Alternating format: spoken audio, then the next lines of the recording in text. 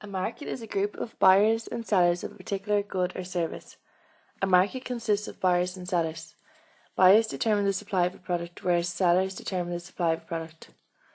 Markets tend to be highly competitive, which means that the buyers and sellers have a negligible impact on the market price.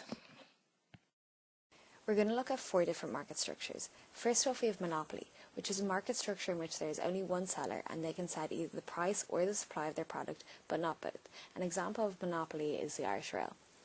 Oligopoly is another market structure, but there are few sellers here and they don't always compete aggressively. Example of this would be retailing pharmaceuticals. Monopolistically competitive is another market structure where there are many sellers of slightly different goods and each seller has the ability to set its own price. An example of this would be restaurants. Our last market structure is perfect competition. This is where there are many sellers selling the exact same product. They are price takers to the market. An example of this would be the strawberry sellers. Market and market price are determined by supply and demand. The quantity demanded of a good is the amount of that good that buyers are willing and able to purchase at different prices. The quantity demanded is inversely related to price. As the price of a normal good rises, the demand falls. Market demand is made up of individual demand curves added together as shown. There are different factors that affect demand. These are the price of the good itself. As the price rises, demand falls. Future expectations. If people expect prices to rise in the future, the demand for the product will rise. Supply. The quantity supplied of a good or a service is the amount that sellers are willing to sell at different prices. Unlike demand, the law of supply states that the relationship between price and quantity demanded is positive. As price goes up, the quantity supplied goes up too. Like demand, there are several factors affecting quantity supplied. This could be the price of the good itself, price of complement goods, or price of alternative goods. When supply and demand equal, we get equilibrium. Of course, markets aren't always in equilibrium. When there is an excess supply of a product, we are no longer in equilibrium. Instead, there is a surplus. And it can also work the opposite way as well. When there's excess demand, we have a shortage of supply. Elasticity is the measure of the responsiveness of quantity demanded or quantity supplied because of an external factor. Elastic is where quantity or price changes dramatically with a change in the other. Inelastic is a change in price or quantity and it will have no effect on the other.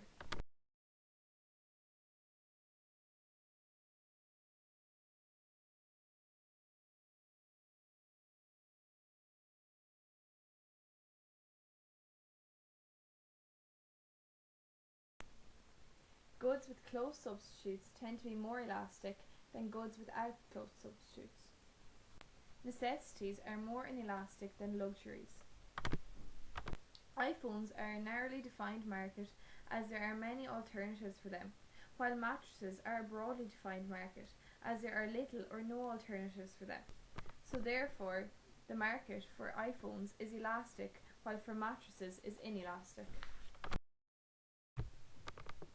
The higher the proportion of income devoted to the product, the greater the elasticity is likely to be. In this example, rent is more inelastic while chewing gum is more elastic. Goods tend to have more elastic demand over larger time horizons. If you are with Vodafone and the prices skyrocket and they cancel all their deals, you may eventually change to Meteor, but this however will take time. This is the law of supply and demand. Many factors come into hand. Point of view of demand from consumers. Point of view of supply from suppliers. Supply, supply, supply, demand. Supply, supply, supply, demand. Supply, supply, supply, demand. This is the law of supply and demand. Many factors come into hand.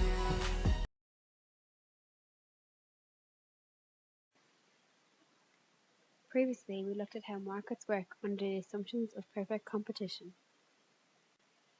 However, in the real world, competition can sometimes be far from perfect. In an effort to bring out a more equitable outcome, governments introduce policies aimed at improving market outcomes. Examples of such policies would be price ceilings and price floors, two policies aimed at controlling prices. A price floor is a legal minimum on the price at which a good can be sold. An example of a price floor would be minimum wage. This is where the government sets a legal minimum at which a worker can be paid. It should be noted, if a price floor is set above the equilibrium price, it will result in a surplus of supply.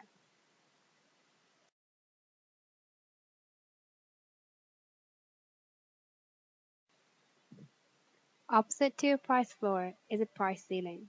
A price ceiling is a legal maximum on which a price can be sold. An example of a price ceiling would be government-enforced rent control. Governments introduce price ceilings on goods they feel should be available for people of all incomes.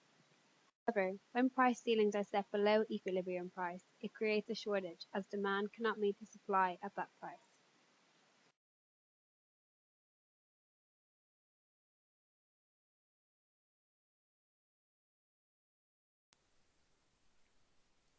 Another way governments can influence a market is through the use of taxes and subsidies.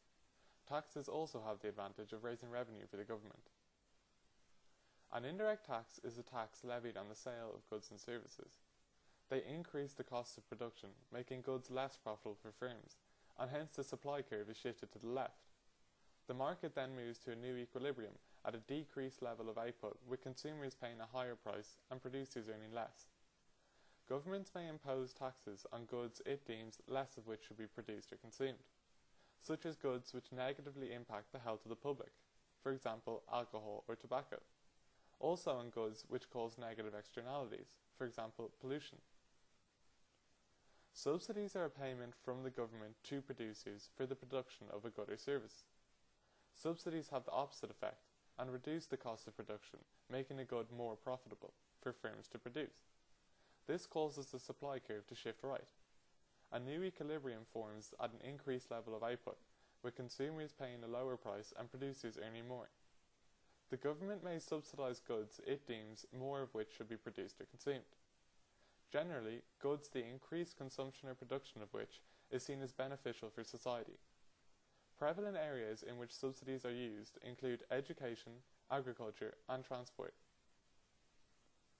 The incidence of a tax or subsidy refers to the division of the burden of a tax or benefits from a subsidy between the producers and consumers. It is generally shared, but rarely evenly.